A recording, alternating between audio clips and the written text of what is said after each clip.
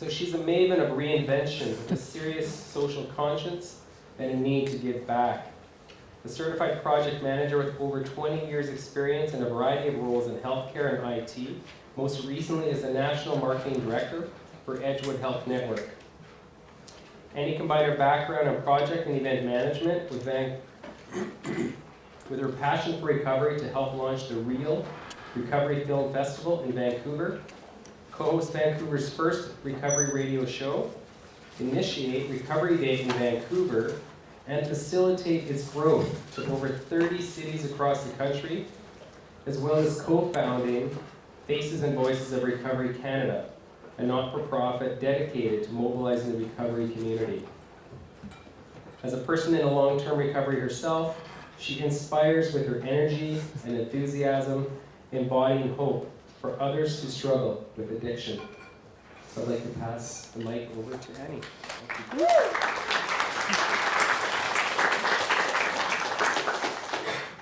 Wow, it's still so weird to hear that stuff about myself. I'm like, is he really talking about me? Hi, everyone. So my name's Annie McCollough, and I am a person in long-term recovery. And for me, that means that I haven't used alcohol or drugs or nicotine for almost 9 years. And no, that's, thank you. I literally have a hard time kind of taking applause for that just because I think it's such a community effort, but we'll get into that. So, but thank you for the applause. But because of my recovery, I'm becoming, the daughter, the sister, the friend, the citizen, the woman that I've always wanted to be. And my passion for recovery advocacy is giving purpose and meaning to my life, and therefore I'm able to deliver a message of recovery and of hope.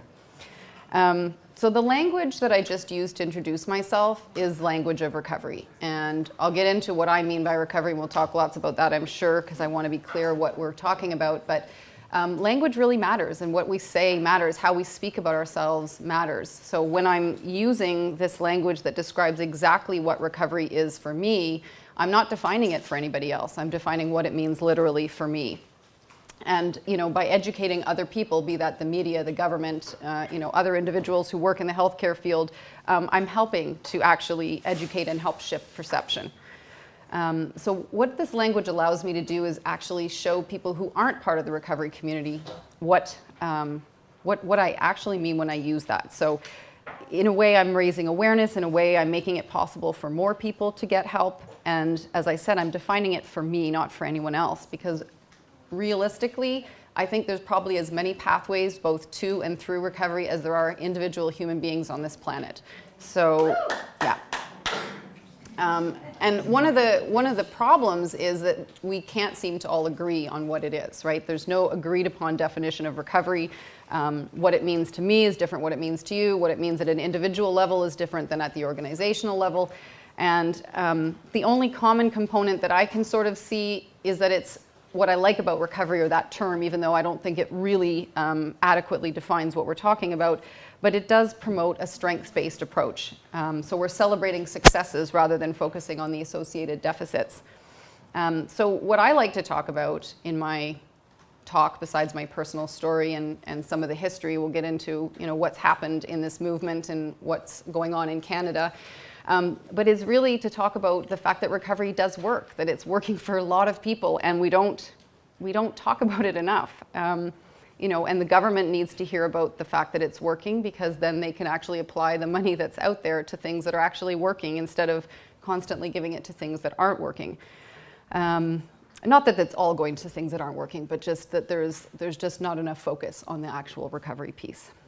So before I get into anything else, I just want to talk about that idea that I'm defining what recovery is for me. So I went to a retreat at the Haven. I don't know if anybody's been there or knows of the work at the Haven. It's an incredible place. And we talked a lot about communication and what communication really is. And of course, for many reasons, I've become an avid listener and an active listener, but I learned that when I'm listening to ideas that might be new or in contrast to my own, that it's really important to listen with the goal of being changed by what I hear. And I don't think a lot of people do that. So I'm just going to ask you to have a really open mind this afternoon, and not to think that I'm saying things that they're different, but they don't necessarily have to be in contrast to what you've known or believed. So as Executive Director of Faces and Voices of Recovery Canada, I'm just absolutely thrilled to be here. It's really an honor. I was just saying, it's been a while since I've given this talk, because last year I took a break from this work and was trying to help set up a new addiction foundation. And so I haven't really been giving this talk a lot. And then I also haven't given a talk that's probably this long in a long time too. So I have to be careful not to speak too fast. And actually, I had to add a lot of information in here that isn't necessarily part of the regular talk that I give. So you might see me checking my notes quite a bit. So I'll apologize for that in advance.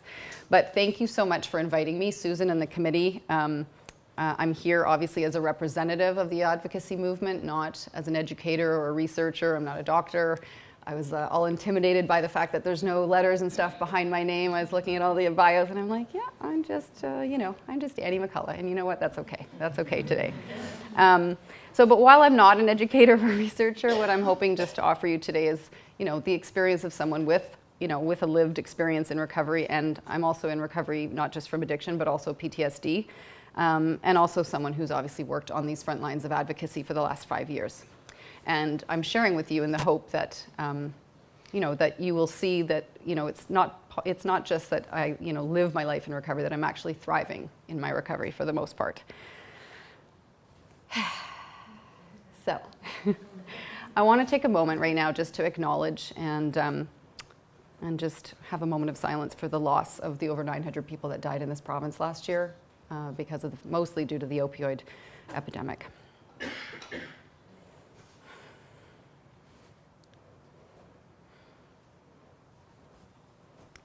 So in my opinion, this is certainly the most pressing health issue of our time. And so it's incredibly important for people like me and anyone who is able and willing to speak up, to start to share about what recovery actually looks like. And so we can help those who are still suffering and help stand up for the people who have found recovery and who are still suffering in the stigma or the discrimination that sometimes often accompanies this disease.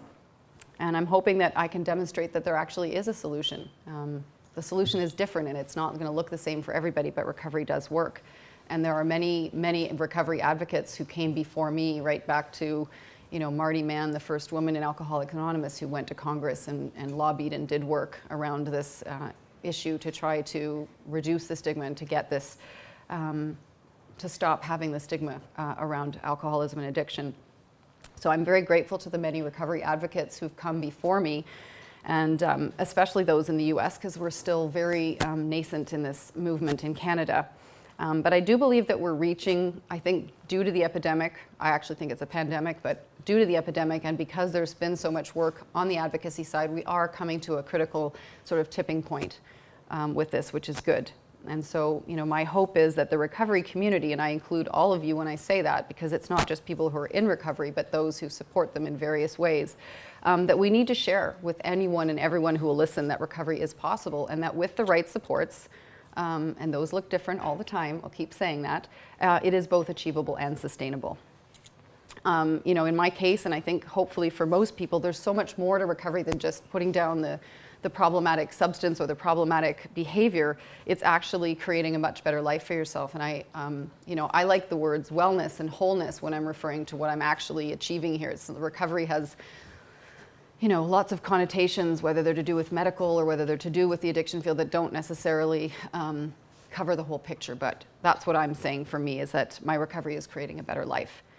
I really like when Johann Hari said that addiction is, the opposite is not just sobriety, it's human connection, right? And that doesn't mean that connection is going to solve the whole problem. It's not just getting out of isolation that people need, but certainly that's a big component, I think, that what leads a lot of people into addiction is isolation or a sense of isolation. But we have certainly spent, I think, far too much time debating whether this is a moral issue, whether it's a medical issue, whether it's nature, whether it's nurture, and all of those things. And we've just lost touch with the real solution, the evidence of which is in people like myself, whose lives have actually been transformed by their recovery. So my message is that recovery is possible. It's working in the lives of millions of people around the world, including mine. So I'm going to tell you guys a bit about my story. I'm going to try to get through this without crying, but I'll just tell you now that I am prone to crying when I tell my story. So My birth mother was 16 when she got pregnant with me. You know, I know a lot more today about adoption and what, like the kind of primal wound that leaves in babies. You know, it's pretty prevalent. The people that I know that are in recovery, a lot of people have been adopted. So anyway, so she gave me up for adoption because she was 16, and I was adopted into an Irish Catholic family, much like the Irish Catholic family that I would have been raised by, that had lots of alcoholism. So I kind of had both nature and nurture. And I grew up in a pretty unpredictable, chaotic, dysfunctional environment. There wasn't violence, but I think just the sheer nature of the way my dad drank, which is binge drinking. So you really just, you know, he'd go months without drinking, and then you'd come home and find him passed out on the floor with his pants around his ankles. You know, I mean, these are not the kind of images that a young girl, you know,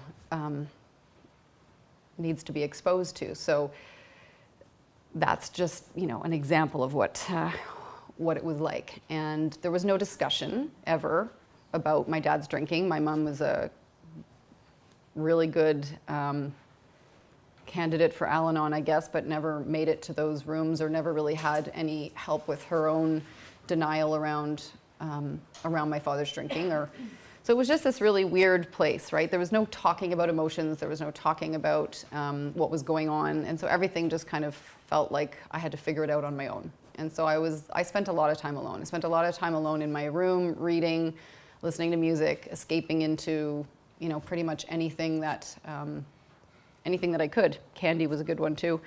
And certainly there was nobody, you know, role modeling healthy behavior, not from a drinking or coping, you know, my dad's only coping mechanism seemed to be alcohol, and my mom's coping mechanism was denial. And so I had those two, those are my coping strategies, and I developed both of them. And now, despite all of that craziness in my childhood, and maybe because of it, I actually excelled at school.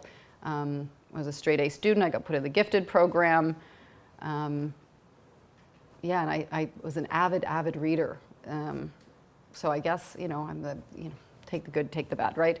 But getting along with other kids was hard, and I don't really still understand what that was. But last week or the week before, I was speaking to a woman who used to be a teacher, and she said, it's because they could tell you were vulnerable. Like, they bullied you because they could sense your vulnerability, and they would just, you know, find me. And so, yeah, you know, grade school was pretty challenging. And then when I was 11, my dad, I guess he'd been really struggling to get sober. And I didn't know any of this until after the fact, but he'd been struggling for a long time. And he couldn't get it, couldn't do it, couldn't find his way to, I think he went to treatment, I think he went to probably AA or something like that, but nothing seemed to be working. So he got quite depressed. And when I was, I guess, yeah, I was just shy of my 12th birthday, he took his own life. Now this was, you know, a major thing to have happened to a child. And because my mom was in such denial about it, there was no grief counseling, there was no talk of it. She still won't talk about it. It's been 35 years. It was 35 years in April, and my mom still will not talk about the fact that he committed suicide. To her, that was, I mean, because of her Catholic upbringing, I think a lot of it had to do with not wanting him to go to hell, and we had to pray for him for years and all this stuff. But also, I just think it was, for her, it was just, she couldn't accept it. She couldn't cope with it herself. So, and whereas I thought she was the one taking care of him all those years, as soon as he was gone, she started drinking as much as he used to. Differently, kind of more like every single day, a bottle of wine. So there weren't these unpredictable, crazy episodes, but still, you know, her only coping mechanism then became drinking herself. So, yeah, my little joke about my mom is that for her MO is sort of like, if my shoes and purse match, then everything must be okay, right? If everything looks okay on the outside, then that's all that really matters. And she's still like that to this day. She's 84, I guess, now, and she's still drinking, and we don't have much of a relationship, which is unfortunate, but it's kind of my own protection that I have to kind of stay at a safe distance. So as I said, I learned the art of escaping very early. The candy worked well, the books worked well, the music, and then cigarettes. I think I started smoking when I was 12. maybe even before that, I was stealing cigarettes from my dad. Yeah, I started before 12 because he was still alive. And then I had my first experience with alcohol, and it was, of course, a magic elixir, except that it literally poisoned me the very first time I drank it. I was at somebody's house for a house party, drank some 151 proof rum, and yeah. Somebody's parents had been away for vacation. I don't think I purposely went for the strongest thing there. It was just what was there. But yeah, I got so sick that I had to be carried home, and I threw up out of a bus window. Like, that's my first experience with alcohol. And even though I hated throwing up, it's still to this day one of those things that I have almost a phobia about. Even though drinking created that most terrible experience for me, it still did not deter me, not one bit. It was literally from that weekend on, I got drunk pretty much every weekend for 23 years. So, yeah. So again, backing up to, kind of looking at how my childhood was and what drinking did to me, or for me, or, all those things. I had been very curious as a child. I mean, I think all children ask why, and they want to understand things, but I was really curious, and like I said, an avid reader, and wanted to understand everything.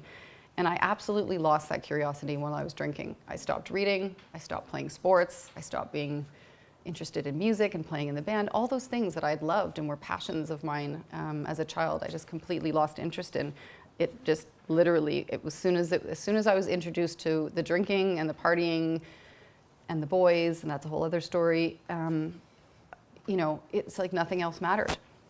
And even though I had been a straight A student, I barely finished high school after a few years of, work in those behaviors. I mean, there wasn't really much time for school when, every day I'm leaving to go and smoke pot with my friends, or, skip school altogether. I think I did acid one day at school too. Like, don't recommend that at all. That was just really, really bad idea.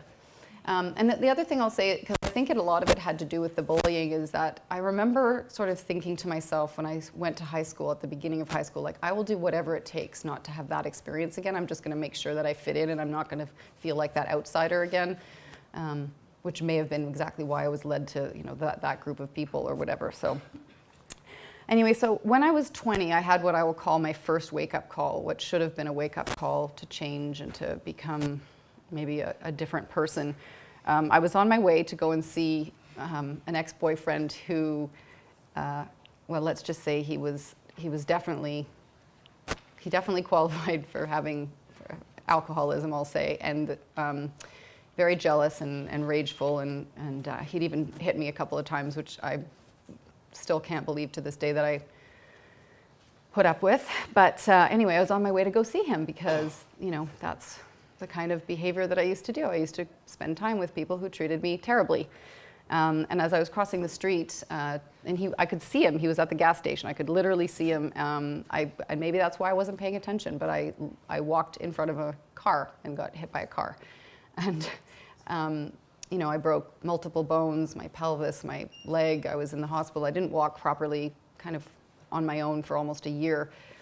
And when I look back on that now, I sort of think like, whatever it is that's out there, creator, universe, God, whatever you call it, I don't know what it is, but I think it's that power would rather have seen me hit by a car than go and be hit by that guy another time.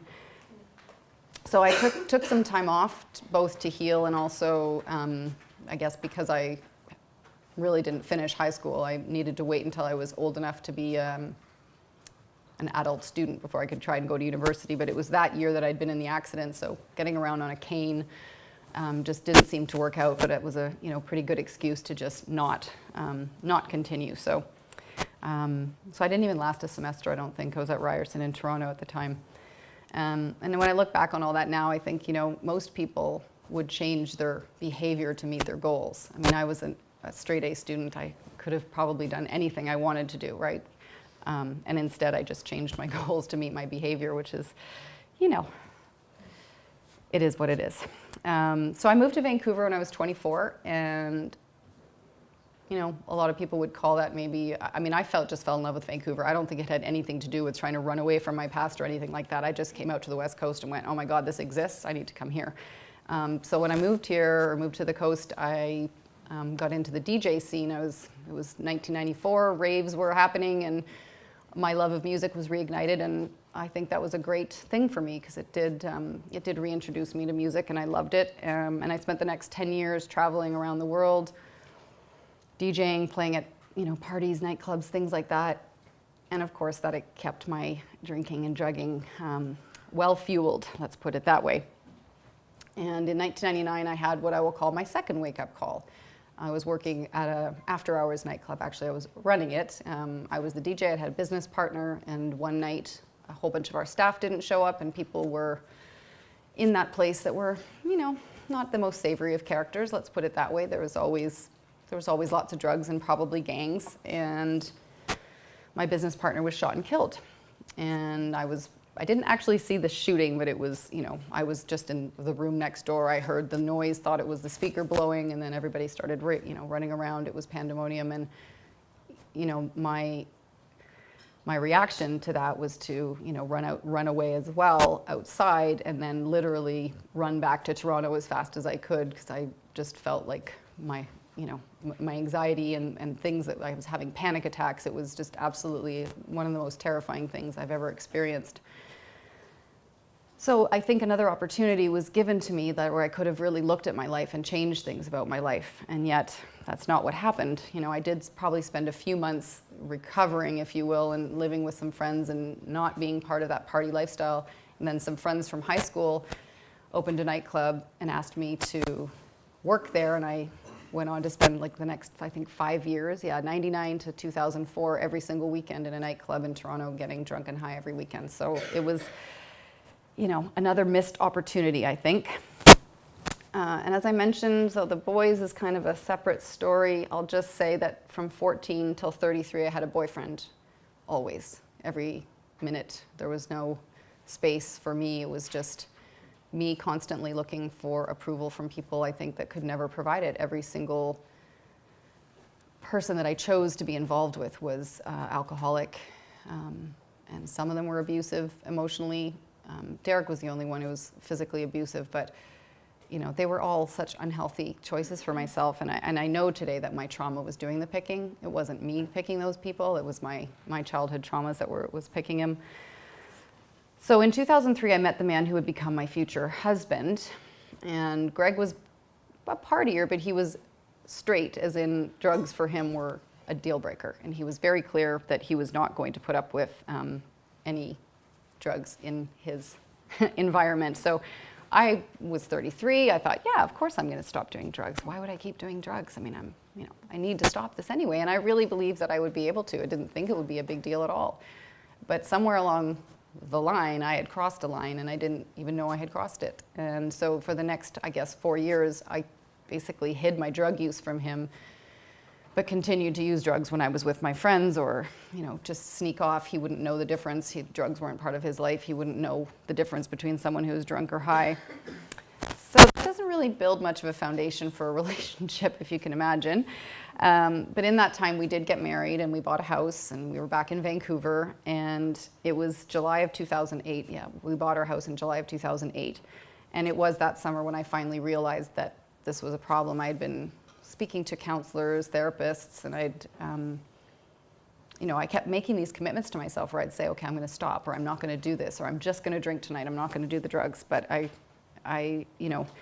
had always kept little rules in place, right? I mean, I drank the way my dad drank. I drank on weekends. It was not, and I'd go periods of time without drinking. So it wasn't hard for me to not drink during the week and to have, kind of rules in place. Like I didn't drink at work functions. I wouldn't drink if it was during the week, or if it was somewhere where I didn't know someone would be there to be able to provide the outside, the other substances that I needed to keep myself sort of balanced.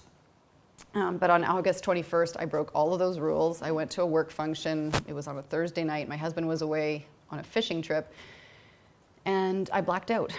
And I'm sure there were other times in my life that I'd blacked out before that, but this was the first time where I was actually aware of it, meaning I came to, and I was absolutely, kind of like, where am I? How did I get here?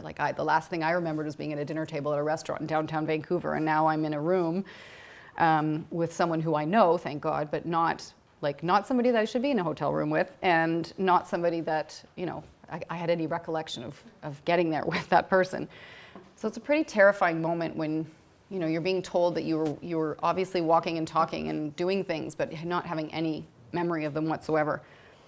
And I somehow made it home and called a friend that I knew was sober, and we just so happened to have lunch plans that day, which, of course, looking back now, I know that was no coincidence. That was, kind of all orchestrated to get me to where I needed to be. But she came to my house and she shared her story with me. I knew she was sober, but that's not why we were going for lunch that day. We were old friends and we were getting together after not having seen one another for a long time. So, she shared her story, I shared my story. There was lots of relating, there was lots of crying, and there was definitely a strong sense of hope even in that first day that, if she could do this, that I could do it too. And we'd known each other for such a long time that, it was just, I think, I didn't even bother to really ask around to anybody else like what their experience was or anything like that. I just, she told me what she did and I just followed that sort of instruction. And I was saying to Wendy when she picked me up from the airport, like I just didn't explore any other options. I didn't know what else was out there. I just listened to her experience, and she had gone to AA, so I went to an AA meeting. She had gone to treatment. I went to the same rehab center she did, and that's just what I did. And I think, when I look at how that will happen to other people, it's like it really does depend on who you talk to. If you go to your doctor or you go to a counselor, if you find somebody who's been in AA, that's what you're going to hear about. That's what options are out there, because most people don't know about all the other options that are out there. So anyways, as I said, my husband was away when all that happened. So when he got home a few days later, I had to tell him that I'd made this decision, and he didn't agree with me at all. His view of an alcoholic is someone who drinks every day, hides booze in their desk drawer, any of those stereotypes that, either he or society had created. So he just absolutely said, no, I don't agree with you, and I'm not supporting you, and he didn't say he was done right off the bat. He just said he wasn't going to support me. So I went off to rehab by myself. I mean, he drove me there. I guess that was nice. He dropped me off. And I went for 5 weeks, and he never participated. He didn't come to the family days. He didn't do anything. So my marriage didn't survive. That made my first year of recovery a little bit challenging, going through a separation and divorce. But I knew I had to change a lot of things about my life, my friends, and how I spent my time, my relationship. I wasn't expecting to change, but anyway, it did. So the only constant really is I didn't change where I lived. I stayed in the house that we had bought, and I still live there to this day, which is nice because that's my one sort of, I never was drunk in that house. It's kind of a place that I feel is like my sanctuary. So at the time I had been working for Dell as a project manager, and that was a really high stress job. And I know today that really worked for me when I was in my addiction. The stress and the chaos of my job just was perfect combination, but that really doesn't have the same appeal to me once I got into recovery. After a couple of years, I transferred those skills and started working at the treatment center that I had attended.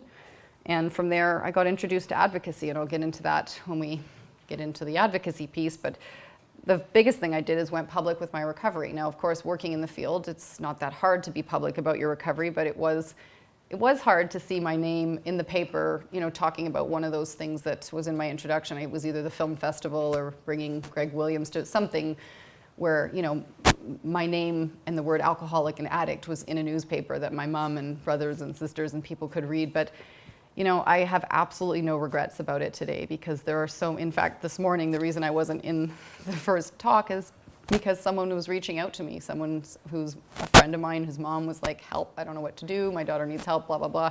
And if I wasn't so public about being in recovery, I probably wouldn't necessarily get asked to be of service as often as I am. So I think my own recovery helps others, and that's the business that I'm in today. I'm in the business of helping people to be free, and I like to refer to myself as an agent of hope.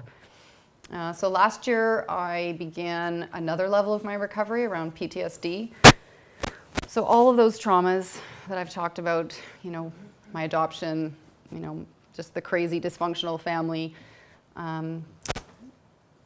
losing my parent, then almost dying in that car accident, the murder. I mean, all of this stuff, each of those things on their own is pretty traumatic, but none of them had really ever been processed or dealt with. And what happened is I was engaged to someone who was in recovery as well, and he relapsed, and it was I was away in Kelowna, he was at our home, and he hold himself up in there for days, and the police had to eventually knock down the door and take him out. It was a very traumatic experience, and it was enough to send me into a state of anxiety that really I had never known. And I think, I think of anxiety now as like I was like a fish in water, like what's water? I was just always so anxious, but I didn't even know I was anxious. It was just such a familiar thing to me. So I don't know if any of you are familiar with the ACEs study, the Adverse Childhood Experiences. Yeah, lots of nodding heads. I figured you would. So, but if you're not, so ACEs are defined as negative, stressful, traumatizing events that occur before 18. They're divided into 10 categories that fall under the umbrellas of abuse, neglect, household dysfunction, which create toxic stress. So I have all those things, right? Most of them anyway. So realistically, for me, everything that happened, like with the higher the level of exposure, the more likelihood I had of developing physical, behavioral, and social problems. So I don't have cancer and things like that yet, but clearly with my score being 5, which is pretty high,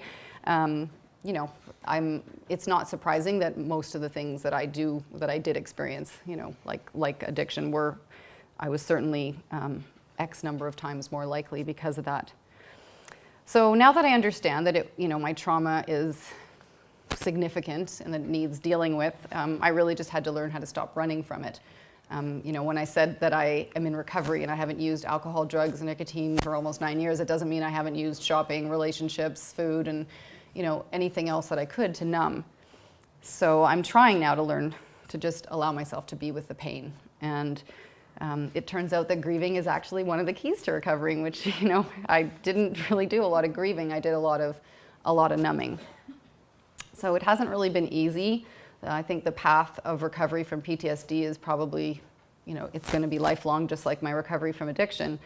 But I've used many tools, and again, this is just me. I'm not saying these, not advocating for these things specifically, but I've used EMDR, meditation, yoga. I have a therapist who specializes in PTSD. I'm learning how to self-regulate through breath. I use, just many, many different tools, I guess. And of course, you guys met Frank, my emotional support dog. So, that's been a real gift to have him and be able to take him with me when I travel and just to have him around. And then I was going to say that yesterday I was feeling pretty anxious. I've had a really tough week. Been in a relationship for about 9 months. See, I couldn't do it. I couldn't get through it. Yeah.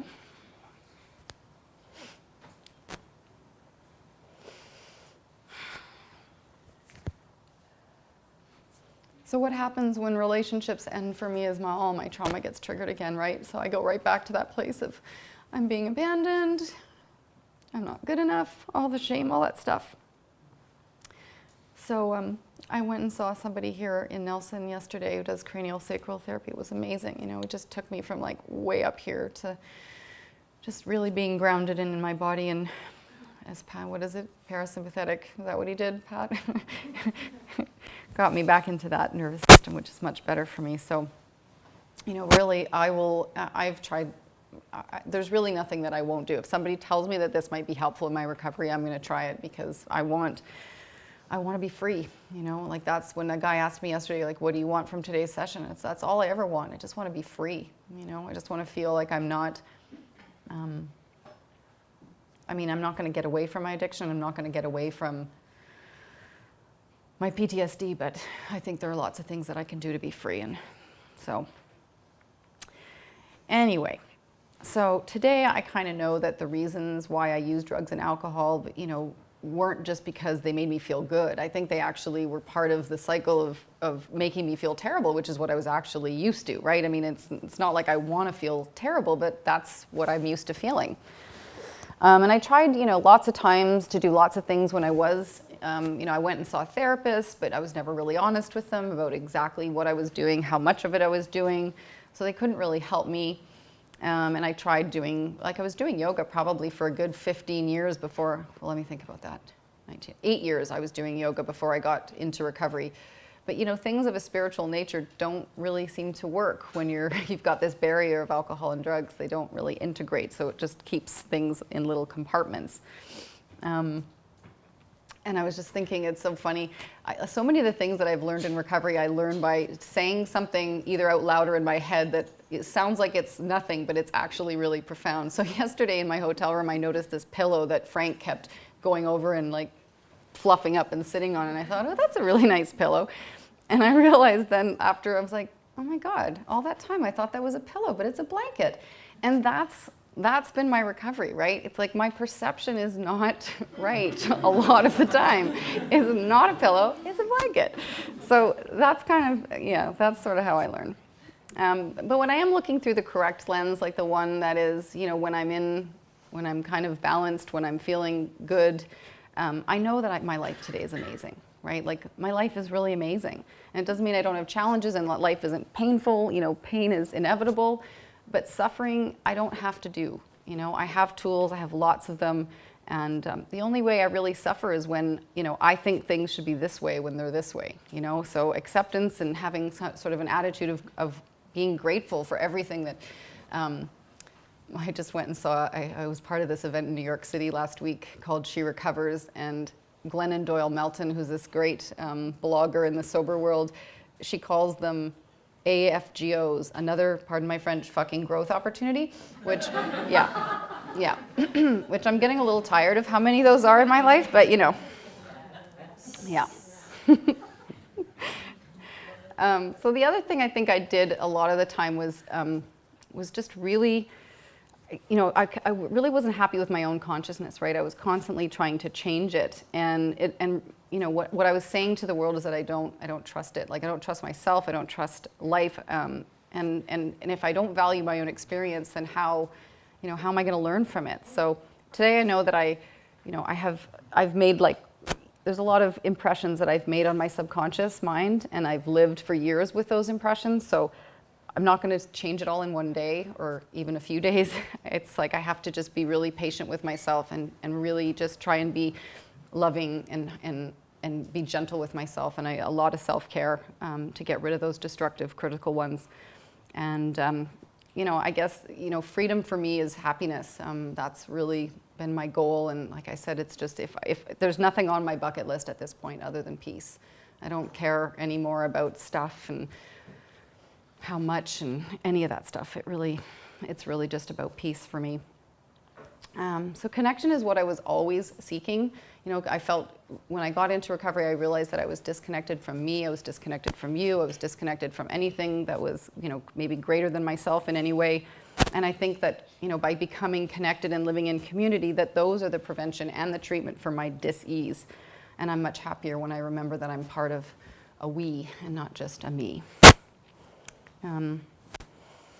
So like I said in the beginning, you know, life in recovery for me is not just, it's nowhere near just about putting down the destructive substances or the behaviors. It's really about just creating just a new way of living. And I could never have imagined in a million years that I would, you know, 9 years ago, could I have imagined I'd be standing here telling you guys all about my recovery and telling you about recovery advocacy? Like you know, there's just no way. And I don't know if probably some of you might know who Bill White is, but Bill White is the historian who's been studying and following this entire recovery movement since, I think, 4 decades now. And he was asked to come and be your speaker here today. And he doesn't travel anymore. He lives in Florida. And he suggested me, which I thought was, you know, probably one of the greatest honors of my life, because, you know, I remember when he called to interview me to talk about what's happening in Canada, and I thought I should be interviewing you, not the other way around. But it was very kind of him to make the recommendation. So a lot of what I'm going to share in this next section is about what his work has been about and the study of what's gone on before we got any of this in Canada. But I just really want to honor him and the body of work that he's created. So, see if I can make this work. Oh, I forgot to put that up. That was supposed to be up while I was telling my story. So that's me when I was, I don't know, how old am I? I don't know, maybe 8, 10.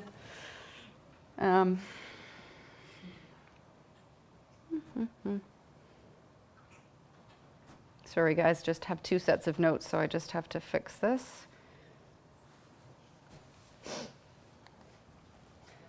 So before I get into what the recovery advocacy movement is, its history, what's happened, just a few definitions in case these terms aren't familiar to you. So a recovery-oriented system of care is a coordinated network of community-based services and supports that is person-centered and builds on the strength and resilience of individuals, families, and communities to achieve improved health, wellness, and quality of life for those with or at risk of alcohol and other drug problems. A recovery community organization, or RCO, is an independent, nonprofit organization led and governed by representatives of local communities of recovery. The sole mission of an RCO is to mobilize resources within and outside of the recovery community to increase the prevalence and quality of long-term recovery from alcohol and other drugs. Addiction. Public education, policy advocacy, and peer-based recovery support services are the strategies through which this mission is achieved. So some examples of that are the Umbrella Society of Victoria. There's an organization in Ottawa called CAPSA, and of course, Favour Canada, my organization, would be in that category as well. And a Recovery Community Centre, or RCC, is a physical building that hosts recovery support meetings and/or recovery coaching and provides linkage to a spectrum of resources, including recovery housing and recovery-conducive education and employment. It serves as a site for recovery-focused social networking and serves as a central hub for advocacy, peer support, and community service activities. And a few examples of that in Canada would be the Avalon Women's Centres in Vancouver, and there's the Sophia Recovery Centre in St. John, New Brunswick. And I'm helping a group out of London, Ontario to set one up there right now, which is fantastic. Recovery capital is the volume of internal and external resources that can be brought to bear in order to initiate and sustain long-term recovery. And finally, recovery management is the stewardship of personal, family, and community resources to achieve the highest level of global health and functioning of individuals and families impacted by alcohol and other drug problems. It's a time-sustained, recovery-focused collaboration between service consumers and traditional and non-traditional service providers toward the goal of stabilizing and then actively managing the ebb and flow of the substance use disorder until full remission and/or recovery has been achieved, or until they can be effectively self-managed by the individual and his or her family. So, lots of words. This is a little bit of the history. So they call it the new recovery advocacy movement. So why do we say new? Is to pay homage to earlier advocacy movements, particularly the past work of the National Council on Alcoholism, the Society for Americans for Recovery, and to signal the rise of the new ideas and strategies that are distinguishing this movement from earlier ones. In 1976, Operation Understanding was a public education initiative that was launched that included the Freedom Fest rally with 20,000 attendees. Unfortunately, in the 1980s, the war on drugs put the movement into dormancy. Then in the late 90s, this movement was revived in reaction to the increased demedicalization, re-stigmatization, and criminalization of alcohol and other drug problems, and the resulting pessimism about the prospects of long-term recovery. Some new grassroots recovery community organizations across the US were helped by seed grants from the Center for Substance Abuse Treatment. They created something called the Recovery Community Support Program, which served as an incubator for a gathering of local RCOs, and it recognized that there was a need for a national recovery advocacy movement. The Alliance Project of the Johnson Institute hosted a summit in October of 2001, and that marked the creation of Faces and Voices of Recovery in the US, and it formalized the national infrastructure for this movement.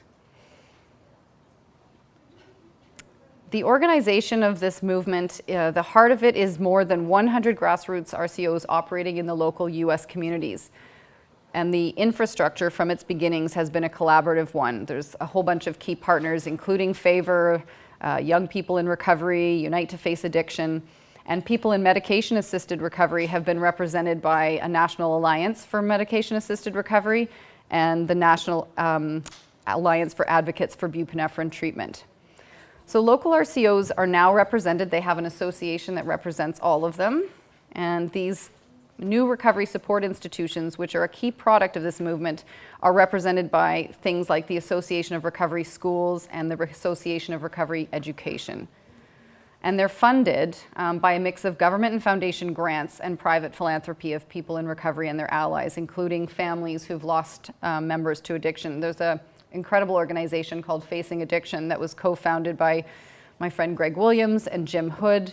And they are the ones responsible for this giant rally that was hosted in 2015 in Washington, D.C., which I was very happy to attend. And before I go on, I'm going to show you guys just a quick little video, a little sample of the movie The Anonymous People. Some of you may be familiar with it. I know I had a conversation with some people earlier that they had seen either the whole movie or the trailer. So let's see if I can make this work.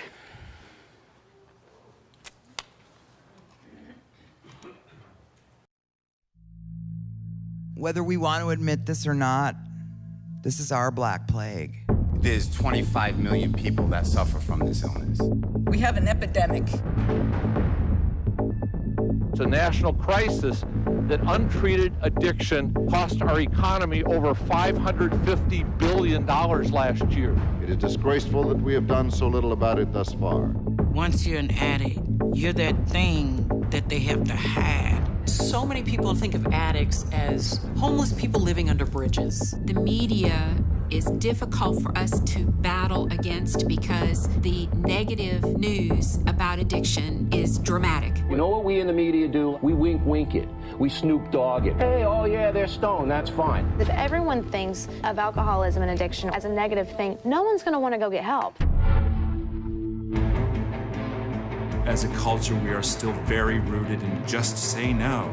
Drugs are menacing our society. We were going to try to incarcerate our way out of the addiction problem. Our jails are full of addicts and alcoholics. They're all pulled up in one spot. When you're caught, you will do time. Recovery is what you need, not prison. Hello? Alcoholism has too long been a taboo subject. The shame and secrecy are just as deadly as the disease itself. Our numbers are unbelievably strong, but yet we have no voice. We know about every issue out there, but people don't know how important the issue of recovery is. As a person in long-term recovery from an illness that has no cure, but an illness that has a solution. If we could ever tap those 20 million people in long-term recovery, you change this overnight. Now it's my turn to teach you that recovery works. History's on our side. History will show one day who and what we are. So I say we make history. Voices are out there. We have to find and open the hearts. And I think those hearts want to be opened. I refuse to feel ashamed of who I am. I most certainly will not be embarrassed that I'm an addict. I'm going to tell whoever I damn well want to. There's a lot of us. Everyone knows somebody.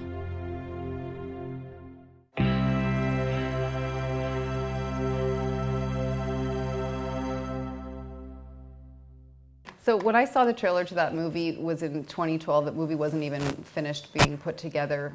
And I was working at this treatment center, and the woman who was the executive director and we were like, oh my God, we have got to bring one of these rallies. Like, what was really inspiring about that wasn't, I mean, a lot of the trailers, like the negative stuff, right? But what we saw, and in fact, that guy who was holding the sober shirt out, that's from our rally in Vancouver. That was a guy who got inspired by what we were doing and decided to start a line of clothing with the words sober and stuff on them. So. But when we saw this trailer, it was really a life-changing moment. From then on, my life I've just never looked back. I mean, I was already pretty public about being in recovery, but when we decided to bring that event to Vancouver to do that first rally, we got in touch with Greg Williams, who was making that film. We brought him to Vancouver, showed a bit of the trailer to people, showed some other recovery films, and it just became, you know, just this is the direction my life is going now, where I'm advocating now as much as I can for people and trying to share this message with as many people as possible. So the movie is really obviously focused on the American story, but everything that I've explained up to now is in that movie. The fact that there was a movement, then people went quiet, then they're rising up again, and it's working. It's working tremendously in the United States.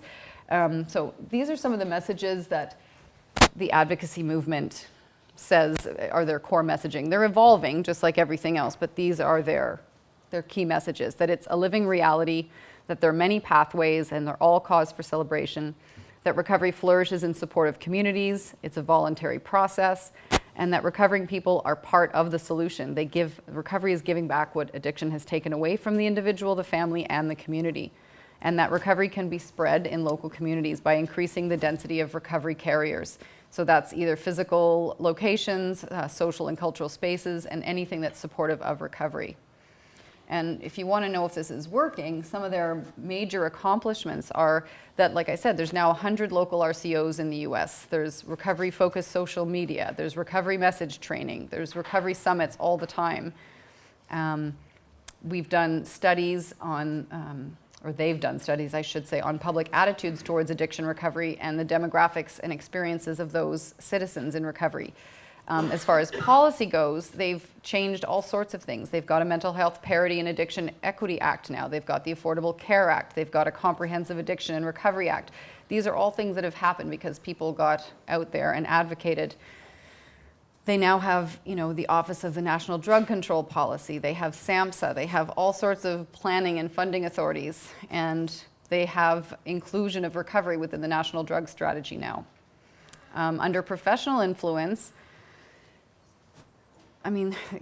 so much. The biggest thing I think in that for me anyway is getting rid of the stigmatizing language. When I'm in a room where people are identifying themselves as alcoholics or addicts, I will certainly use that language. But when I'm introducing myself in a room to people who have no idea what that means, I'm going to introduce myself as a person in long-term recovery because I'm a person first.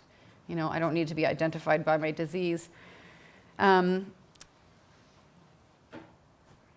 Under recovery support institutions, these RCOs, the recovery community centers, they have recovery residences, recovery high schools, they have collegiate recovery programs, they have recovery cafes. This is all what's happened because of their advocacy work.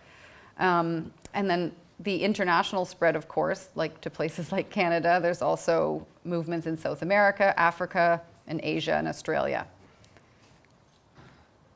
This is some of the pictures from when we went down to Washington. 25,000 people gathered, and some of the messages that of the signs that people were carrying. It was really pretty incredible to be in that space.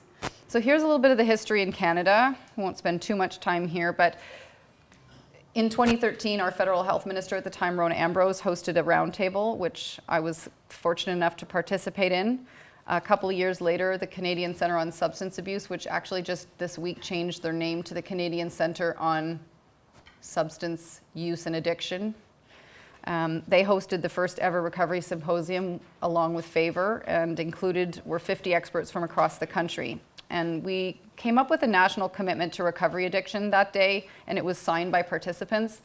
I was going to post all the different pieces of that, but I have to tell you that it really angered me because even though they say we came to consensus, it really wasn't consensus because there was the usual argument between the fact that harm reduction should be noted as part of the equation or just on leading to abstinence or abstinence only. And I personally didn't agree with what they came up with because I think they used the language leading to abstinence, but they left harm reduction out. So they sort of thought that would be good enough, but I don't think it is.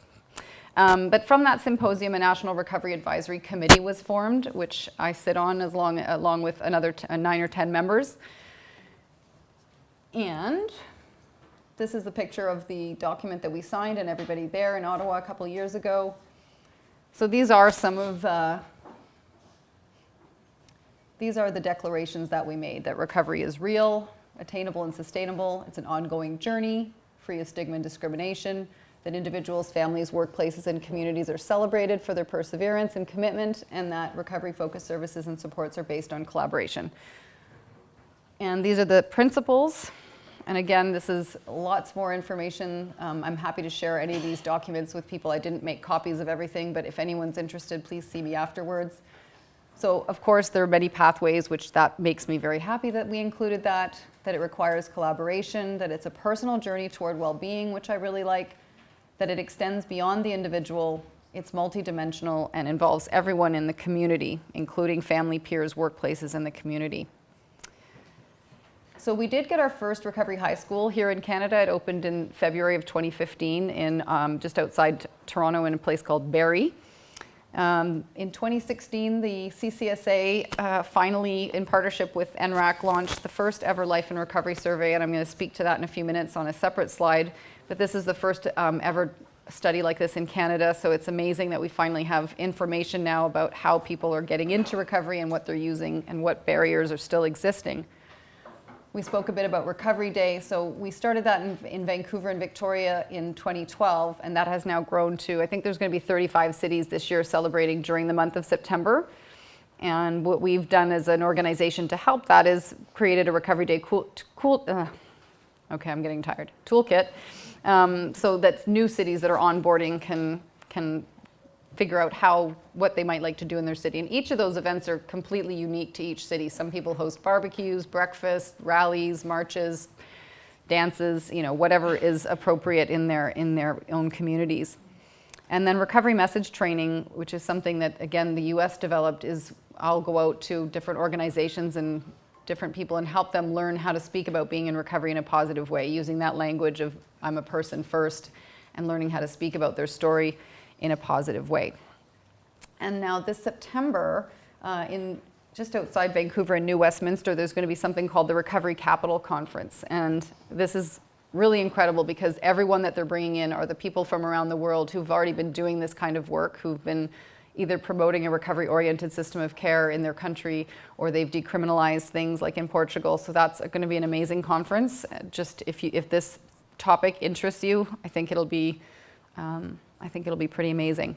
And I just want to acknowledge that truly the recovery movement in Canada began long before I got involved in it. It was a gentleman named Jeff Wilby who held a recovery breakfast in Ontario in 2006. So he found out what the US had been doing. They've been celebrating Recovery Addiction Awareness Month for, I think, 20-something years. I think it's just had 25 or 30 years now they've been doing it. So he found out about that and brought the breakfast to Ontario. So I'm deeply grateful to Jeff and Linda Bell and others who paved the way.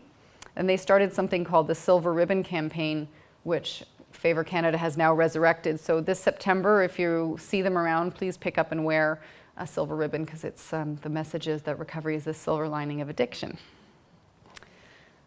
So these are some of the pictures from Recovery Day events across the country. I think most of these are from Calgary from last year, but this is, just really exciting to me to see this actually grow and see people, believing in this idea and understanding that in their own communities that celebrating recovery publicly is important.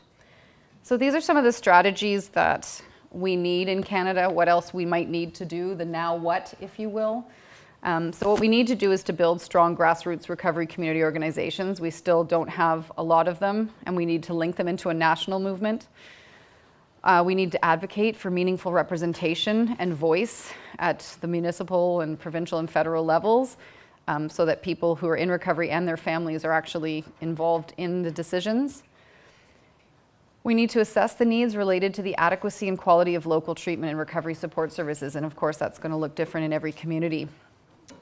Education, always huge for me, so we need to educate public, policymakers, and service providers about the prevalence and pathways of addiction recovery. And I think, if there's one thing I've talked the most about with people since I've been here, is about the fact that most people don't know what else is out there. You only know what you get told by whoever it is that you talk to, and I think sharing of information on all the different incredible pathways is what's really missing.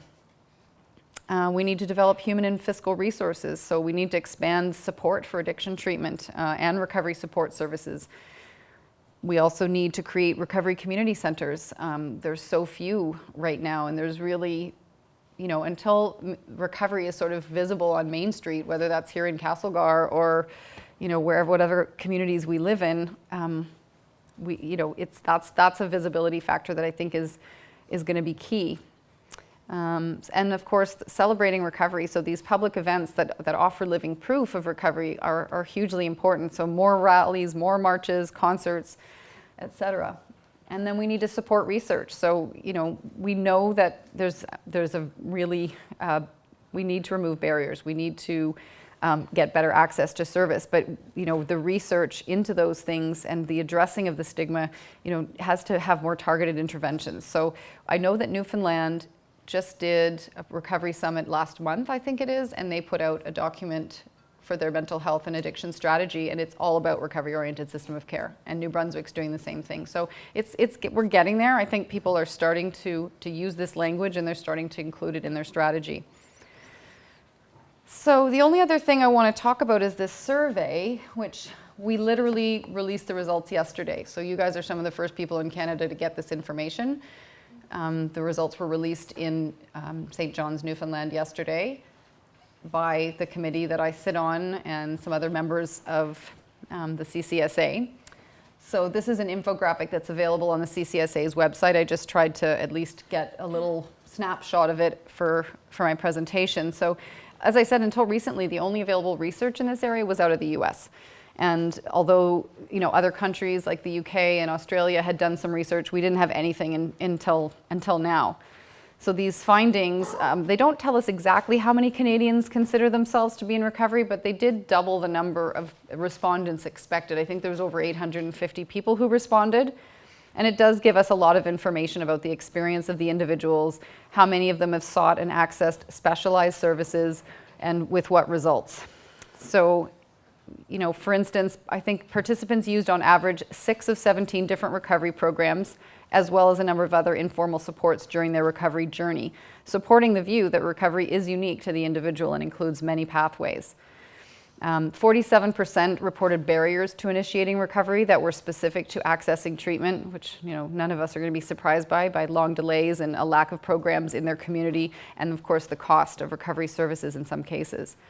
So the information in here is hopefully going to be used to inform healthcare providers and decision makers, as well as the public, as to the resources and supports that are involved in facilitating recovery. So it's also going to help address stigma by providing a better understanding of the lives of those living with addiction and during their recovery journey.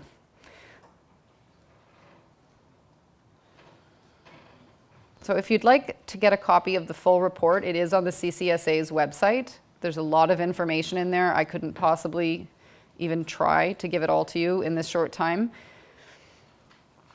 But I know that they have plans now to break it down into more information about gender and geographic locations, and they're going to dive deeper into this information. But for now, it's at least giving us, helping us identify the many pathways and help us. So the other thing I was going to give you guys a copy of is something that Favor created. It's a document that the US created and we Canadianized it, let's put it that way. So they called ours is the Charter of Rights and Freedoms based on what we have in Canada now. And it's a statement of the principle that all Canadians have a right to recover, and focuses attention on the fact that each person should be treated with dignity and respect, and that they have the right to find a pathway to recovery that works for them. It's a call to action for our elected officials and community leaders to break the cycle of addiction by empowering people who still need treatment and ending the discriminatory policies that keep them from securing jobs and housing in order to create a fair and healthy society. So I'm not going to try and again read all of this to you because it's a lot of information, but I think that if you'd like a copy of this, I'm happy to make one for you as well. But it's something that I like to keep on my wall and have a copy of, because these are the things that are our basic rights as humans.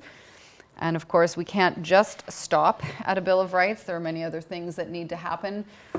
For me, one of the biggest things I would love to see happen is something like the Bell Let's Talk campaign. I mean, we've seen the positive effects of what a media campaign like that can do, and I think addiction recovery deserves theirs. I also really believe that we need an integrated approach to this issue, that until the education, healthcare, government, and judicial systems are all working together and no longer in their silos, that and with the grassroots community always at the center, that we're just going to keep spinning around and around. And this last slide is just about again, how I speak about being in recovery. I have no idea who else in this room is in recovery and whether or not you speak publicly about it. But I think how you share your story is really important if you do share your story. And I don't mean when you're in a 12-step meeting or something like that, but the most important parts of that are just to keep it simple and keep it in the present tense. Just actually saying exactly what recovery means to you, how long you've been in it, what you were doing before, but what you're not doing now.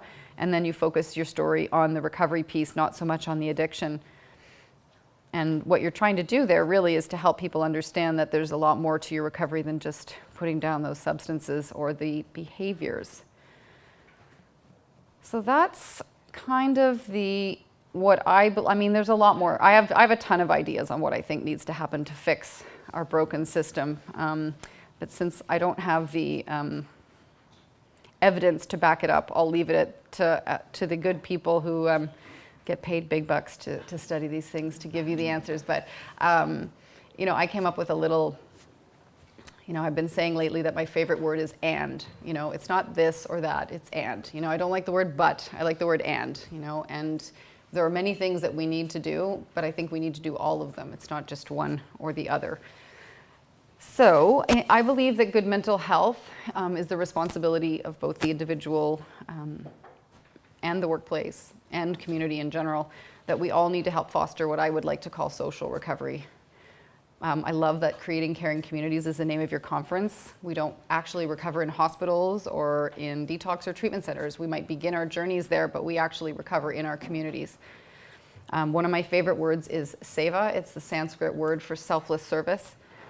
It was believed to help one's spiritual growth and at the same time contribute to the improvement of community. So the reason I have and continue to do the work that I do is because I really believe that it's an effort to improve the world that I live in and that we all live in. So I envision a country where everyone is free to seek the treatment and enjoy their recovery without shame. That everyone should have access to the care that they need, and their families as well. We need to treat people with respect. We need to really listen to them, intently. And we need to integrate the healing traditions of the culture in which they live and use medicine where appropriate. I think we all know that the shame around this disease needs to end, whether you believe it's a disease or not. And I think the way that I can help save others is by let the light shine in and let the shame and the stigma out. I believe that as I let my own light shine, that it's actually helping others and giving them permission to do the same. So, really the future is, for me, it's either that I'm going to detach and be silent, or I'm going to be passionate. And I've made the decision that I want to raise my voice and I want to use it to help other people and to deliver that message of recovery and hope. And I know that, it's going to take a sustained effort by lots of people. This is not something that, every level of the system, every level of society, every person really is going to need to sustain the momentum and put recovery-oriented systems of care into practice. And so anyone who recognizes the importance of mental health and well-being is really being asked to join. And there are many ways to contribute. You can engage in collaborative action. You can help build communities of practice. You can advocate. You can celebrate the existing achievements. And there's greater possibilities ahead. I know that. I really believe that. So I'm hoping that we can all go back into our own communities, whether that's here in Castlegar, Prince George, for me, Vancouver, and help create a better future for Canadians. So it's our collective strength that will ensure our success. And I hope that we will all continue to show the power and the proof of recovery. Recovery is contagious. Pass it on. Thanks.